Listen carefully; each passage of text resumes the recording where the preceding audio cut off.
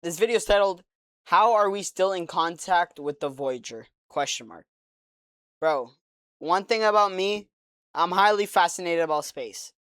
If I was to like have an opportunity to go to space, I'll go to space right now, like today.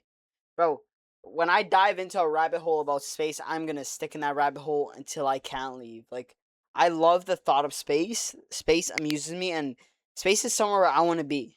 Like, to be honest, like, I want to go to space. That's where I want to be. I just want to know how it feels to be off this planet. Like, I just want to know the feeling, and the feeling to come back, majestic. I'm so jealous. Is Let's check it out into though. the void, Oh, 24 billion kilometers from Earth. It's transmitted. Oh, also the YouTuber is Astro Kobe. The original video will be in link description, bruh. Check it out.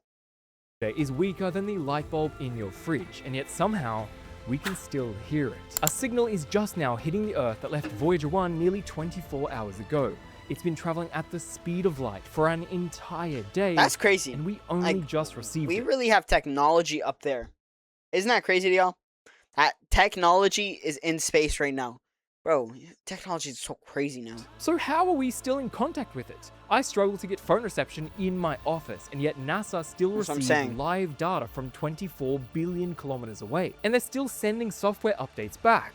How is that possible? To find out, I went to NASA's Jet Propulsion Laboratory, where a team of just 10 people is keeping both Voyagers alive. The same team who have saved these probes from near-death experiences multiple times. So let's go on a journey beyond this guy's a good YouTuber, I can't lie. Try and figure out how NASA communicates with spacecraft billions of kilometers away. Like, his animations that he has in the time he puts in his videos are so well put together.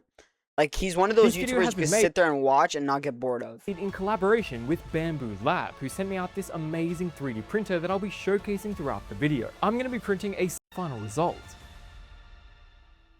In 1964, a student at JPL noticed something beautiful in the math. A planetary alignment that only happens once every 176 years.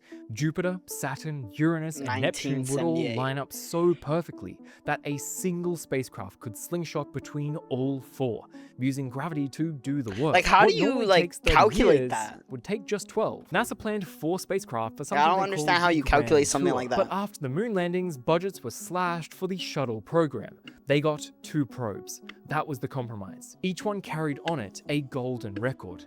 Images, sounds, and greetings meant to represent all of this humanity. Is beautiful. But its primary mission was sending. The fact that we're sending like a gold thing. Like, if y'all don't know if you guys don't know the full story behind the gold thing that's on the Voyagers, both Voyagers, it's basically photos, videos, like. Oh my god, I'm getting chills just thinking about it. It's like, it's scaringly like amusing to me, you know? It's scary but amusing. And I get emotional talking about it because it's like, it's so cool that we have stuff like that in the world. Like, to where we could just try to find another planet which has, like, another universe which has, like, life on it. That's so beautiful in my eyes. Like, I don't know. Like, I'm gonna cry just thinking about it. A spacecraft to Jupiter and Saturn. And there are 2 Voyager spacecraft. They're redundant, so in case one failed, could still get the data back from Jupiter or Saturn with a second spacecraft. Voyager 2 actually launched first in August of 1977 on a slower trajectory to visit all 4 planets. Voyager 1 followed on a faster path to reach Jupiter and Saturn sooner. Between them, they sent the first close-up images of the outer planets, caught active volcanoes. This is so beautiful. Erupting on Jupiter's moon Io, something nobody expected. They made the first and only visit to Uranus and Neptune and captured the famous Chad, this photo is so beautiful. Y'all don't know the story. Pale blue dot. Bro, let me show y'all. The pale blue dot.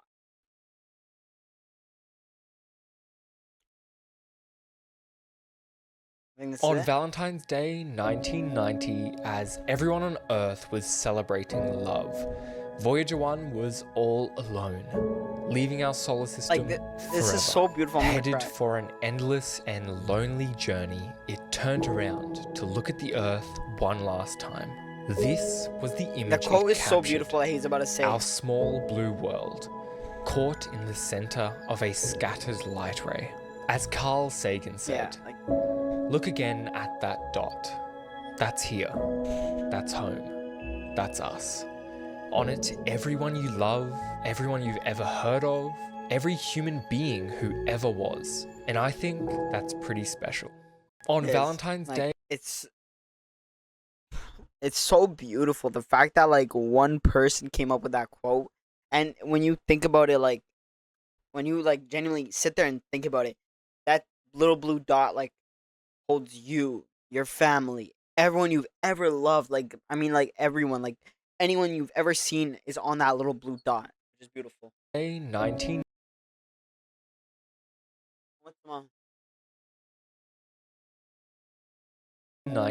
as everyone on Earth was celebrating. It's just beautiful. Earth seen suspended in a sunbeam as Voyager 1 headed for deep space. And then Saturn swung Voyager 1 north, heading out of the solar system, 17 kilometers per second. No brakes, no return. It will fly on that path forever. Voyager 2 headed south, opposite direction, but the same fate. One time, NASA actually completely lost contact with Voyager 2. They had to make a desperate move to get it back, something called the interstellar scream, but more about that later. First, let me actually explain. I love like knowledgeable videos about space.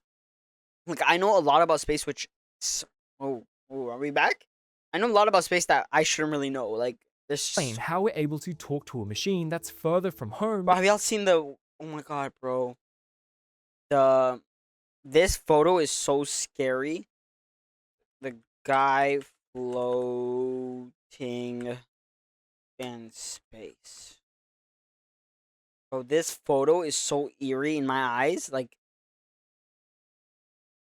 holy crap. Oh, there's a video. Oh crap, there's a video. I forgot. Wait. Just look how sick this is. They literally. So what they were doing here was testing the like jetpack they had. I'm like, this is him like floating in space right now. You know how scary this must have been? And I believe he said he like felt so cold. Like he felt so cold in there.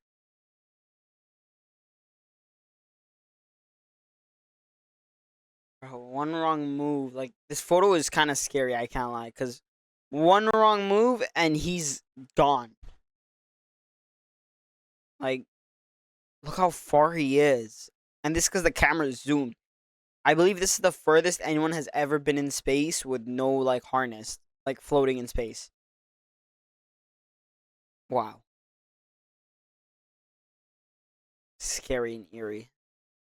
Plus the fact that there's no audio too just makes it scarier. But he did get home safe. That's the good thing. That's the good thing. They got home safe. Than anything humanity has ever built. Each Voyager carries with it a 3.7 meter dish antenna. Now it does look pretty huge, but the transmitter that's behind it runs on about the same amount of power as the light bulb in your fridge. That's all it has. It just screams as loud as it can across 24 billion kilometers and hopes someone is listening. On Earth, NASA built 3 of the largest radio antennas on the planet. So the Deep Space Network is made up of 3 complexes. They're located around the world. There's one here in the desert of California, one outside of Madrid, Spain, and one outside of Canberra, Australia. I guess they have one in like every type of region, like, no matter which way you face. Those are about equal distance around the Earth, about 120 degrees apart. So if I have a spacecraft out at Mars, as the Earth rotates, it can always have an antenna talking to that spacecraft. These antennas are honestly insane. The receivers are cooled to just 4 degrees above absolute zero. At these sensitivities, even the faint warmth of the electronics would drown out Voyager's whisper. Basically 15 billion miles, or approximately 22 billion kilometers from us here. How does one thing about something like this? And it takes all the collecting power of those apertures at the Deep Space Network in order to get a little itty bitty signal back from the spacecraft. By the time Voyager's signal finally reaches the Earth, it arrives at less than 1 attowatt, a billionth of a single watt. That's 20 billion times weaker than a digital watch's battery. Those giant 70-meter parabolic dishes gather all of the radio waves that Like, hit their how are you gonna surface tell and me focus them onto a space is single stupid? incredibly sensitive receiver. And even then, they can only just make contact. And it honestly gets even harder because Voyager is moving so fast that its signal gets Doppler shifted, the same effect that stretches light from distant galaxies. The team has to compensate for this shift in real time to be able to decode what Voyager is saying. The one-way light time, so the time to the distance, I think the from Voyager's us here still on in Earth space. to the spacecraft is 23.5 hours. I think and he then said it's that one's going up, 23 one's and a going half down. hours back. So when I come to the office Monday morning and I send a command to the spacecraft, I see the effect of that on Wednesday morning. Okay, so that's how we listen, but how do we talk back? Those same 70-meter dishes that listen can also shout. The signal that we send to Voyager is over 1,000 times more powerful than the whisper that we get back. All of the models that I've shown you so far throughout this video are ones that I've personally because I 3D printed Check out a set 3D up printer. to feeds on you. I just printer to the H printing or supporting the channel of Voyager's computers combined have 68 kilobytes of memory. That's literally less than an electronic car key. Your phone has 2 million times more processing power, and yet NASA's engineers have been sending software updates to these probes for nearly 50 years, fixing Like, glitches my and phone broken can't even have that hardware much from storage. billions of kilometers away. Each Voyager runs on 3 of these radioisotope thermoelectric generators, or RTGs. These are small nuclear batteries that are powered by decaying plutonium. When they launched, each of the Voyagers had 470 watts, but the plutonium decays a little bit more each year. Today, they only have around 210 watts left, and only 3 of the original 11 instruments are still running today. Every year, the team has to shut down another one of these instruments to save power. They're choosing which sensors to take away from a probe that's never coming home. One of those instruments, this long one here, Chat, the sad thing is, one day it's gonna die. One day the Voyager is gonna die, and that's just sad. magnetometer is what confirmed the moment It's Voyager the furthest crossed thing into we've the ever sent away interstellar from space, from detecting Earth. a shift in the magnetic field that proved it had left the sun's influence entirely. But keeping this connection alive hasn't been easy. We've nearly lost both probes multiple times. In 1978, someone on the ground made a scheduling error. Voyager 2 didn't hear from Earth for 7 days, and so it panicked. Its software assumed that the primary receiver had failed, and so it switched to the backup. But the backup had a broken capacitor. Wonder if he's gonna talk about the disk. When they forced it to switch back to using the primary, the fuses blew. The primary receiver was dead. Voyager 2 was stranded on a broken backup 8 months after launch. But the engineers in Madrid, they had an idea.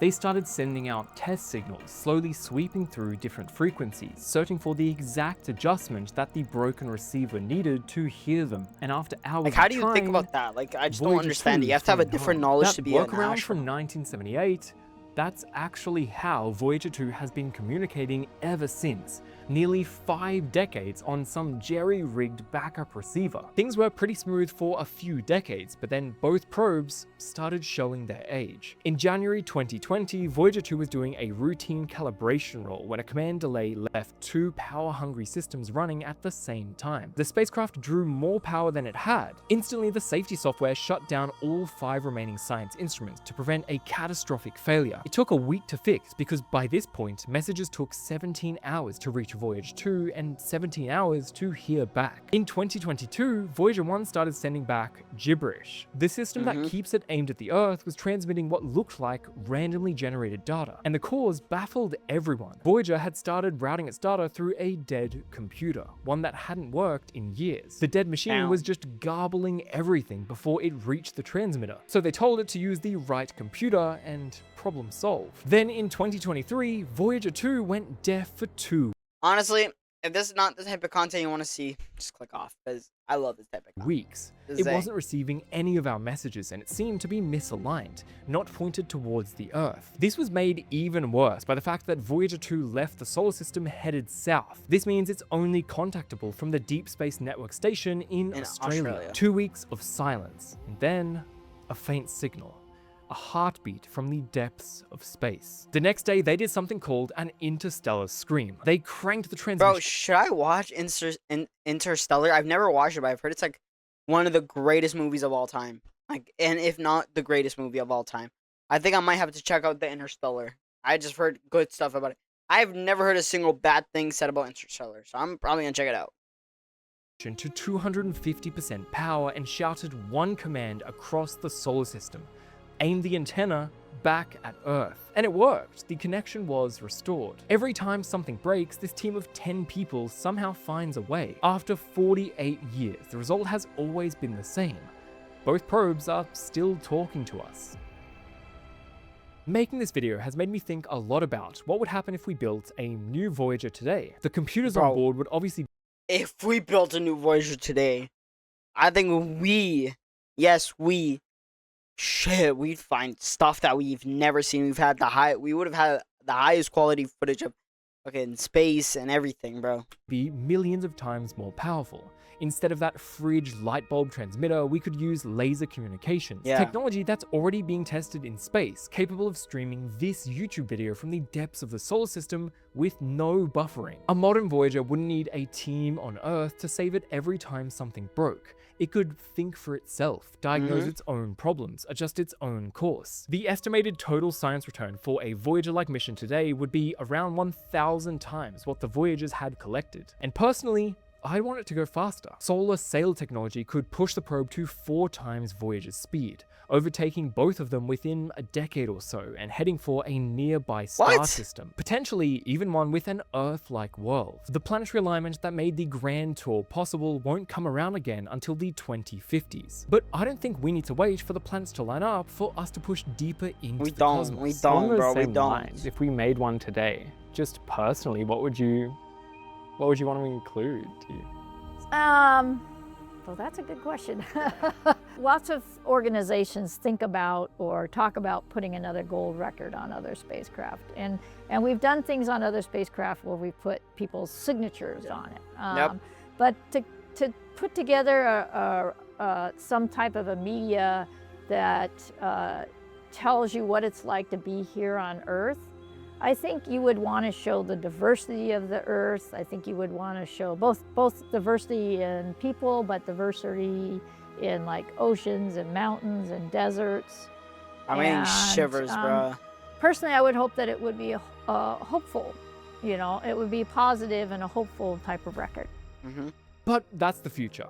Right now, there are 2 probes that were built in the 1970s that are still out there. These frankly beautiful spacecraft were designed for 5 years, but they've lasted nearly 50. And that's not luck, it's engineering. And soon, the power will run out. The last instruments will go dark. The signal will fade to nothing. You know, we would like to get it to 50-year anniversary, maybe a little bit longer, maybe 2028, maybe 2030, but it's not gonna go for much longer than about 5 years, and we will run out of power or something will break. Yeah. But when we do lose signal with them, they don't stop. They keep flying. 2 tiny machines carrying our sounds, our images, our greetings, drifting through the interstellar space at 17 kilometers per second. I will never Long stop. after we lose contact, Ever. after the last instruments shut down, the Voyagers will still be out there, carrying the story of everyone who ever lived on this planet. And I think that's beautiful. It is. It's so beautiful that, like, keep saying it, but I keep getting shivers. It's so pretty. God. Like, holy. W video by Astro Cope. Original video will be in description. We are live on the Twitch. Come check me out. We've been live for 500 consecutive days straight. If you want to come check me out, come say what's up, bro. And yeah, peace.